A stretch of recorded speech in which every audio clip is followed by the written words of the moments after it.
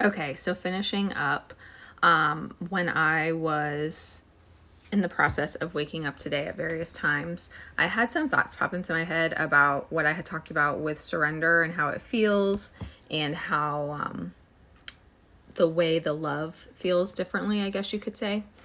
And so I just wanted to add that real quick because, like I said in that video, it gets confusing, the 3D concepts around codependency versus the 5D concepts around twin flames. And it's something that confuses a lot of people, and a lot of people accuse, twin flames of not being real or just being toxic relationships because of that. And I wanted to clarify, I'm trying to remember everything now because, like I said, I was in that waking up state, and that is a meditative state. You're connecting with spirit, but it's also, hard to remember everything.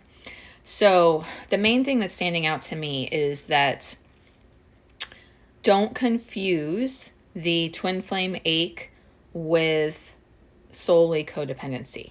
Now, the twin flame ache does, sorry, I have to fix the way I'm holding it. The twin flame ache does have a connection to codependent wounds. And when you feel that so painfully, it's because of the codependency issues that you need to heal. But twin flames are not like toxic codependency. They are revealing those anxious attachment wounds that you need to heal. But there is still a difference between toxic codependency with people and partners that are not meant for you versus twin flames.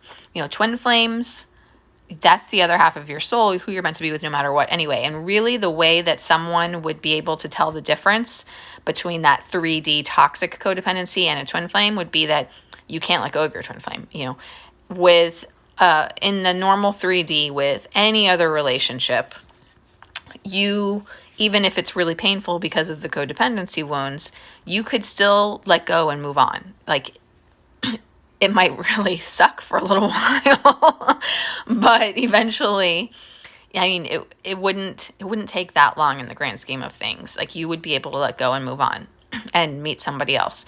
And honestly, someone who is majorly in those codependent wounds, they would really just be attaching themselves to one person, then attaching themselves to another person, then attaching themselves to another person. But they would be able to let go and move on from the other person because it's not real love. They wouldn't have this, everlasting, eternal love that won't allow them to let go of the person. So they would be able to let go and move on. And it probably would take a matter of months, is what I'm guessing.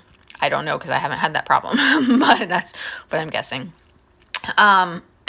With twin flames, divine feminines do try to let go, but literally years will go by for some, and they still can't. And actually, for a lot of those divine feminines, it's not even codependency. I'm oh my God, I can't even talk. I'm summarizing a bunch of client examples in my head all at once. So that's why I kind of got stuck in word search. But I can't be too specific because it depends on each case. But like I said, divine feminines, I think that they always go through a period of trying to let go of the connection.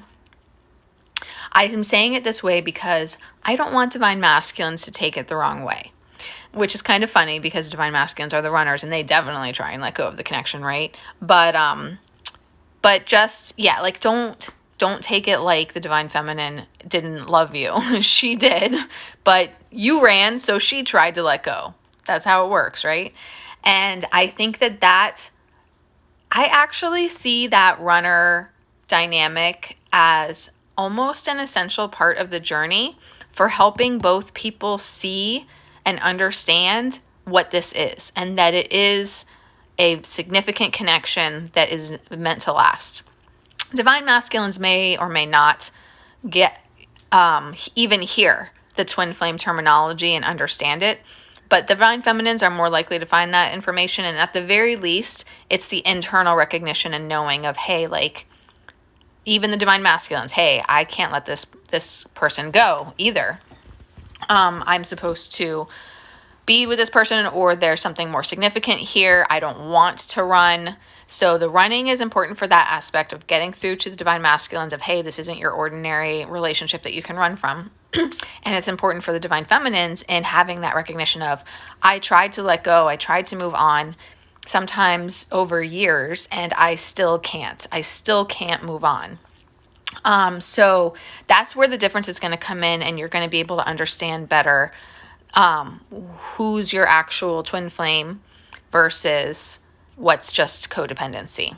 Now, and not all divine feminines have that codependency wound either. If you have that codependency wound also, then you will be guided through the process by spirit naturally of healing it. But that's how you can tell the difference, because obviously in the normal 3D world, normal relationships, not everybody's your twin flame, but there are a lot of people who have that codependency attachment issue where they just like don't want to let go.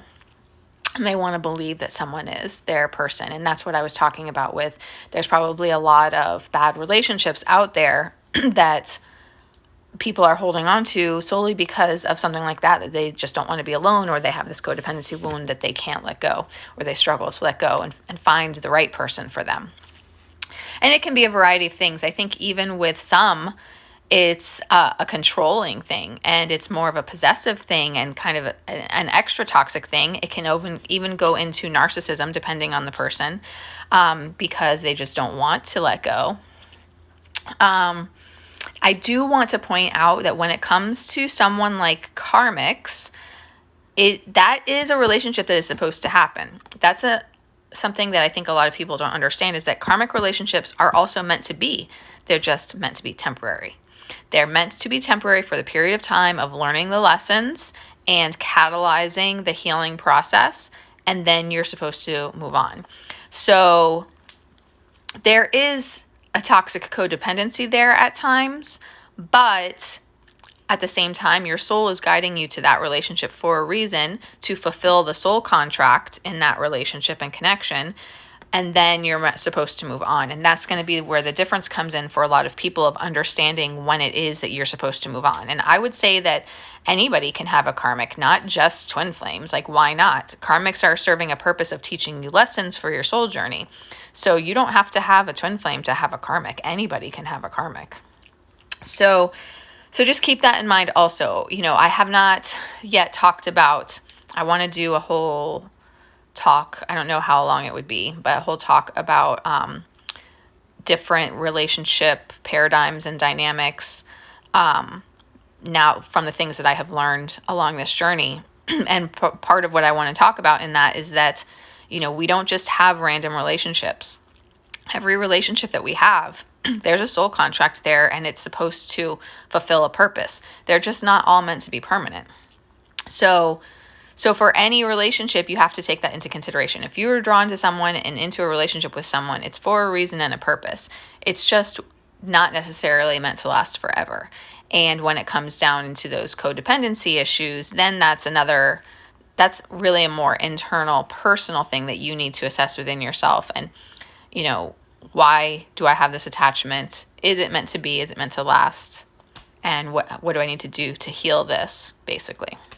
But yeah, I already went through how that pertains to twin flames versus other relationships. So hopefully this helps you guys out. But I wanted to clarify that because I do think that it can get confusing understanding how the codependency works and the codependency wound compared with the twin flame ache and the twin flame connection. And they're similar, but not the same. So yeah.